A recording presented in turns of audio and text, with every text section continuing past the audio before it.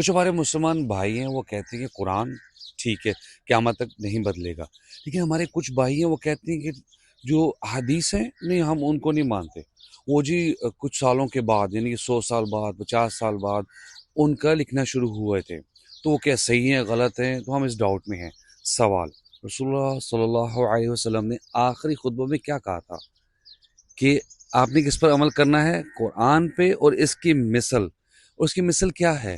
رسول اللہ صلی اللہ علیہ وسلم کی سنتیں ہیں نا، اور کیا ہے؟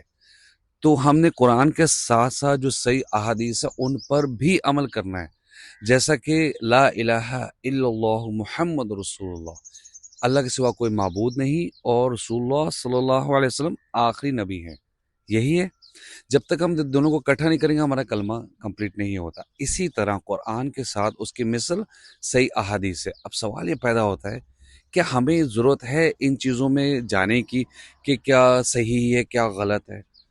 جو محدثین تھے، علماء کرام تھے، امام تھے، انہوں نے کوششیں کی اور ہم تک صحیح احادیث پہنچا دی۔ جیسے کہ آپ دیکھیں صحیح ستہ، آپ نے اپنے اسکولز میں کی بکس میں بھی پڑھا ہوگا، 6 کتابیں ہیں جو اوتھینٹک ہے حدیث کی۔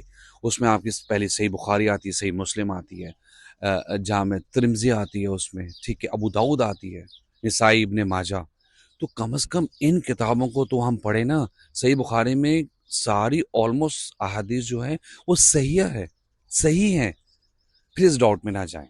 جہاں پر آپ کو صحیح بخاری، صحیح مسلم یا ان سات ستہ سے اور بھی کتابیں، لیکن ان کی کم از کم بات کر رہا ہوں، کوئی حدیث مل جائے، آنکھیں بند کریں، ریفرنس چیک کریں، اس پہ عمل کریں اور اس ڈاؤٹ سے نکل جائیں کہ نہیں جی وہ بعد میں آئی ہیں تو صحیح نہیں ہے، یہ ہے وہ ہے۔ اس کی وجہ کیا ہے؟